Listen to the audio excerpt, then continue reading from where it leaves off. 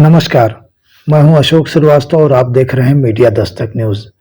लोकसभा चुनाव से पहले हिमाचल प्रदेश में कांग्रेस की सरकार गिराने के लिए चलाया गया ऑपरेशन लोटस नाकाम रहा।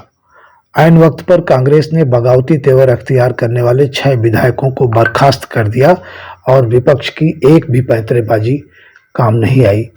कांग्रेस के इन विधायकों ने राज्यसभा चुनाव के दौरान क्रॉस वोटिंग करते हुए बीजेपी उम्मीदवार हर्ष महाजन के पक्ष में वोटिंग की थी, जिसकी वजह से कांग्रेस उम्मीदवार अभिषेक मनु सिंघवी हार गए थे।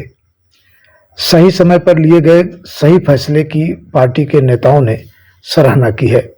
इस फैसले पर हिमाचल की सरकार गिरने का खतरा टल गया है। आपको बता दें, हिमाचल में कुल 68 विधायक हैं। इस फैसले के बाद कांग्रेस के पास अब कुल 34 विधायक बचे हैं।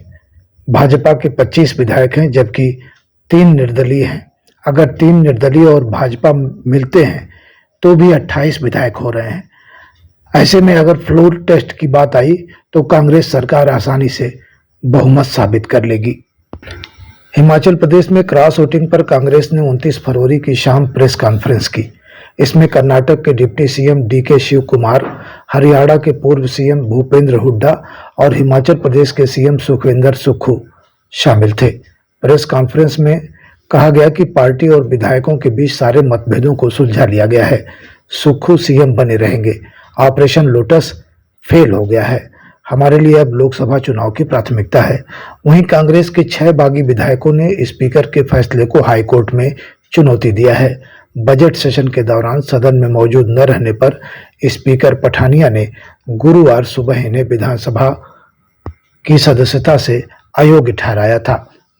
बागी विधायकों ने अपनी सदस्यता रद्द करने के फैसले को कोर्ट में चुनौती दी है। आइए रिपोर्ट देखते हैं और सुनते हैं कांग्रेस नेताओं को। लेकिन इससे पहले आपसे निवेदन है कि आप हमारे चैनल पर पहली बार आए हैं तो कृपया इसे सब्सक्राइब कर लें और बेल आइकन भी दबाएं, जिससे हमारे हर वीडियो की नोटिफिकेशन आप तक आसानी से पहुंचती रहे। नमस्कार।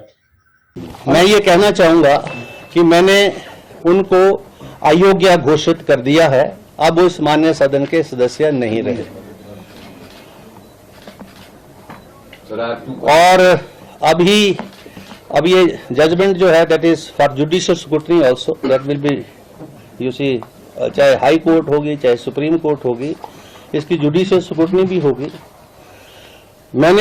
ये मैं आज आपको कहना चाहता हूं, हमने ईमानदारी से सरकार चलाई है।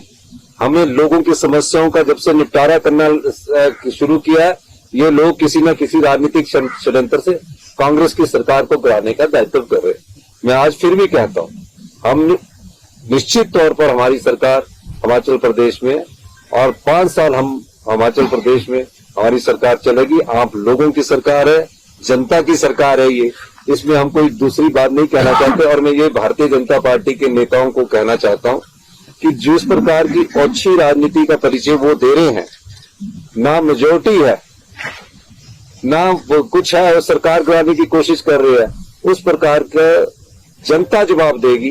विधायक तो चले गए, जनता के वोट से जो विधायक चुनकर आता है और उसके बाद बिक जाता है, तो जनता की उस क्षेत्र की जनता उनका फैसला आने वाले समय में जरूर करेगी। चंडीगढ़ मेयर चुनाव में खुले आम लोकतंत्र की हत्या करने के बाद भारतीय जनता पार्टी ने इसे एक झांकी बताया था। शायद जीवन में पहली बार सत्य बोला था, क्योंकि सत्ता हासिल करने के लिए या सरकार बनाने के लिए हर नियम, हर कानून, हर प्रणाली, हर मर्यादा, लोकतंत्र की हर मान्यता का दम घोटने के लिए पूरी तरह से तैयार है भारतीय जनता पार्टी। यह सिर्फ भाजपा का वैचारिक या नैतिक दिवालियापन ही नहीं, ये उसकी मौलिक गिरावट का भी प्रतीक है। लेकिन सत्ता के लिए ये हवस, ये लालच हिंदुस्तान की राजनीति और हिंदुस्तान के लोकतंत्र के लिए बेहद खतरनाक है। भाजपा चुनाव जीतने के लिए हर घटिया से घटिया हथकंडा अपनाने को तैयार है। सत्ता मिल जाए तो अच्छा, ना मिल जाए तो सारी काली करतूतों का सहारा लिया जाएगा। पहले चुनी हुई सरकारों के खिलाफ षड्यंत्र किया जाएगा, झूठे मनगढ़ंत आरोप लगाए जाएंगे, अपनी ईडी, सीबीआई, इनकम टैक्स से दबाव बनाया जाएगा। और इस बीच उनका चरण चुंबक मीडिया जो है वो लोकतंत्र के चीरहरण पर सवाल नहीं उठाएगा। वो ये बोलेगा कि भाजपा की कितनी ब्रूट पॉलिटिकल मशीनरी है। वो ये सवाल नहीं पूछेगा कि जिनको कल तक आप आरोपी बताते थे और गाली देते थे, आज उनके साथ गलबैयां क्यों कर रहे हैं। खैर, बार बार ऐसा कर कर भारतीय जनता पार्टी और उनके लोग इस देश के लोगों के साथ उनके मताधिकार के हक का हनन कर रहे हैं और उनके खिलाफ साजिश रच रहे हैं, हमारे लोकतंत्र पर गहरा प्रहार कर रहे हैं। सत्ता की लालच में, सत्ता की लोलुपता में अंधे हुए भाजपाइयों को शायद ये बात समझ में ना आए, लेकिन इस देश के लोगों को ये बात जरूर समझ आने लगी है। मैं थोड़ा आपको हिमाचल की क्रोनोलॉजी बता दूं। दिसंबर 2022 को हिमाचल प्रदेश में कांग्रेस पार्टी को स्पष्ट जनादेश मिला था।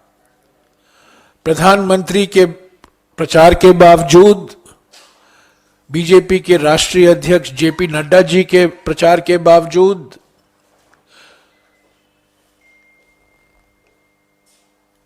मोदी सरकार के मंत्री अनुराग सिंह ठाकुर के प्रचार के बावजूद हिमाचल प्रदेश की जनता ने कांग्रेस पार्टी को स्पष्ट बहुमत दिया। हमारी सरकार बनी और कुछ ही दिन बाद एक बड़ा संकट उनको सामना करना पड़ा। एक अत्यंत घातक प्राकृतिक आपदा आई, लाखों लोग विस्थापित हो गए, कई लोग ने अपनी जानों भी गंवाई, करोड़ों रुपया का प्रॉपर्टी को नुकसान हुआ, पर प्रधानमंत्री और केंद्र सरकार की ओर से कोई सहायता नहीं मिली। कांग्रेस पार्टी के मांग के बावजूद, हिमाचल के मुख्यमंत्री के प्रधानमंत्री को खत लिखने के बावजूद इसको राष्ट्रीय आपदा नहीं घोषित किया गया। तो लगातार 2023 को कांग्रेस पार्टी, मुख्यमंत्री, मंत्री, एमएलए सब राहत कार्य में लगे रहे और पहली बार मैं समझता हूं हमें देखना पड़ा कि एक राज्य में ऐसा भयंकर प्राकृतिक आपदा आया है और केंद्र सरकार से कोई सहायता या राहत नहीं मिल पाई, कि कांग्रेस पार्टी को ही दिसंबर 2022 में स्पष्ट जनादेश मिला था।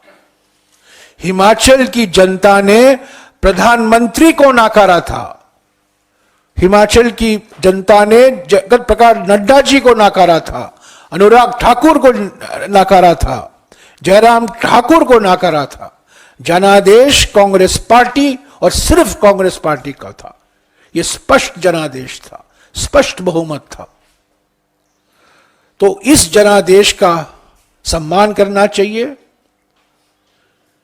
हमने वचन लिया था, उस जनादेश के आधार पर हम 5 साल के लिए एक संवेदनशील सरकार देंगे। हम गारंटियां लागू करने में लगे हुए थे, पर आप जानते हैं मोदी सरकार की एक ही गारंटी है, मोदी की एक ही गारंटी है, सभी कांग्रेस सरकारों को हिलाओ, सभी कांग्रेस सरकारों को गिराओ। इसको हम होने नहीं देंगे।